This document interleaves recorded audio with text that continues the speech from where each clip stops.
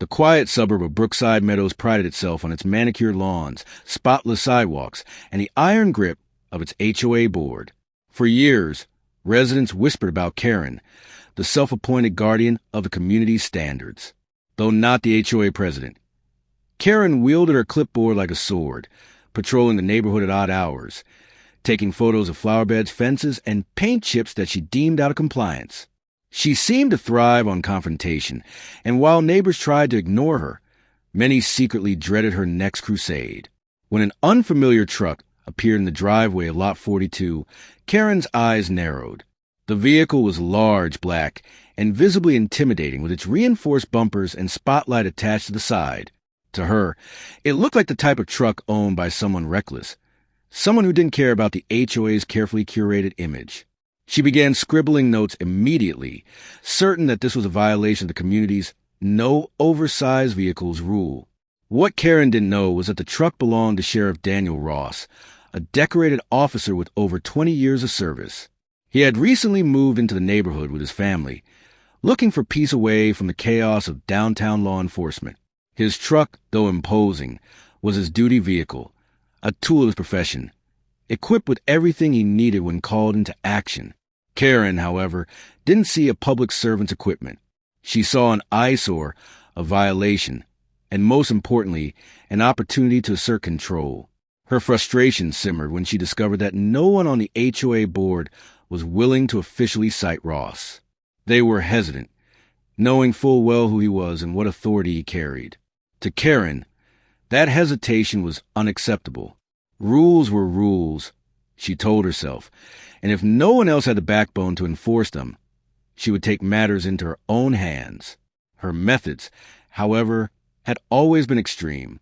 In the past, she had taped violation notices directly onto people's windshields or hammered them onto wooden fences with thumbtacks. But this time, she felt a stronger need to make a statement. Something bold. Something that would ensure compliance. On a warm Friday evening, as the sun dipped low behind the rooftops and most neighbors were settling in for dinner, Karen set her plan into motion. Dressed in a wide-brimmed hat and oversized sunglasses, as if she were going undercover, she carried a small duffel bag tucked under her arm. Inside was a can of bright red spray paint. She circled the sheriff's driveway slowly, glancing around to confirm no one was watching. Her heart raced, but her determination drowned out the voice of reason. With a hiss and a shake, she pressed the nozzle to the side of the black truck. Thick streaks of crimson spelled out one word: violation. She scrawled it across the driver's door, the hood, and even the tailgate, stepping back after each burst of paint to admire her handiwork. To her, it was justice, a bold message to remind everyone that no one, not even law enforcement, was above HOA rules. What Karen didn't anticipate was how visible she had made herself. Across the street, a set of blinds shifted. A neighbor watched with wide eyes, phone in hand, documenting every stroke of spray paint with trembling disbelief. By the time Karen capped the can and strutted away with smug satisfaction, video evidence had already been uploaded to the neighborhood's private Facebook group. Within minutes, the footage spread like wildfire, igniting outrage. When Sheriff Ross returned home later that evening, he froze at the sight of his truck. The bright red letters glared under the glow of the streetlight, dripping slightly from where the paint had run. His jaw tightened, and though he remained outwardly calm, his years of training allowed him to process the situation quickly. He knew exactly who was behind this. The neighborhood had warned him about Karen. As neighbors gathered in small groups, whispering and pointing toward Lot 42, the atmosphere in Brookside Meadows shifted. The sheriff quietly took out his phone and began making calls, not as a homeowner, but as an officer of the law. The stage was set. Karen's crusade for control had crossed a line she couldn't step back from. And now, the consequences she had never considered were already on their way. The morning sun rose over Brookside Meadows, but the neighborhood was already buzzing. News of the vandalized sheriff's truck had spread beyond the private HOA forum, reaching the wider county Facebook page overnight. Screenshots of Karen mid-act, sunglasses perched crookedly on her face as she sprayed the word violation across the black paint, became the talk of the town. By dawn, dozens of comments flooded in, some mocking her self-righteousness, others calling for immediate consequences.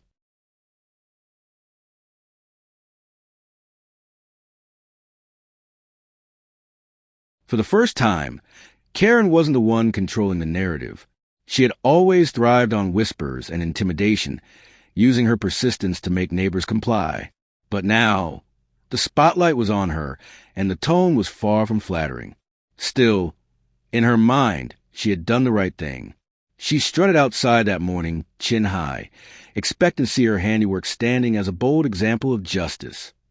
Instead, she froze at the sight of Sheriff Ross calmly circling his truck with a camera in hand, documenting the damage. Ross wasn't just a victim of petty vandalism. He was an officer sworn to uphold the law, and the evidence stacked against Karen was undeniable.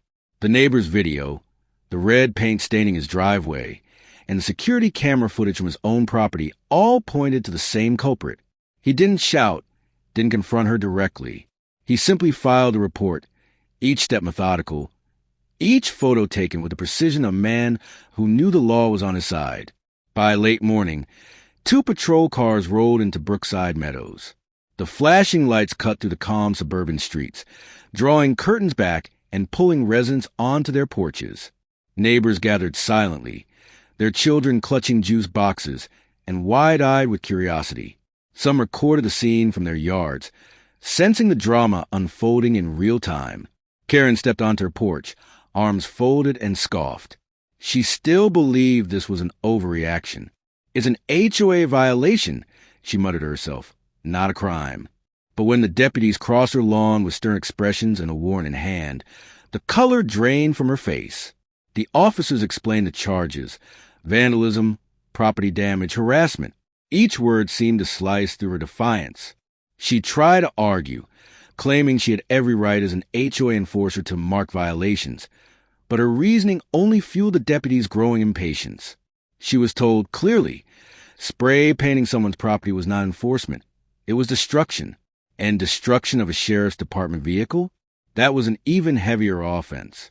As Ross watched from across the street, he remained quiet. He didn't need to raise his voice. The law was already speaking for him. The neighbors, however, weren't as restrained. Whispers turned to chuckles, then to outright laughter as Karen's pleas became shriller. She waved her arms, pacing her porch, trying to convince anyone who would listen that she was the victim of selective enforcement. But not a single neighbor stepped forward to defend her. The deputies placed her in handcuffs, the metallic click echoing down the block. She screamed in protest, shouting about her rights, the HOA rules, and how she was being targeted for doing her duty. Children covered their ears as her voice carried across the cul-de-sac, shrill and desperate. Phones captured every second. What Karen failed to realize was that her downfall was being recorded just as thoroughly as her crime. Inside the patrol car, Karen's tirade continued, muffled by the rolled-up windows. Neighbors snapped photos as she banged on the glass, still yelling about community standards. For the first time in years, the residents of Brookside Meadows felt a weight lift. They had endured countless letters, fines, and confrontations at Karen's hands. Now, justice had finally caught up to her. Ross, ever professional, remained composed.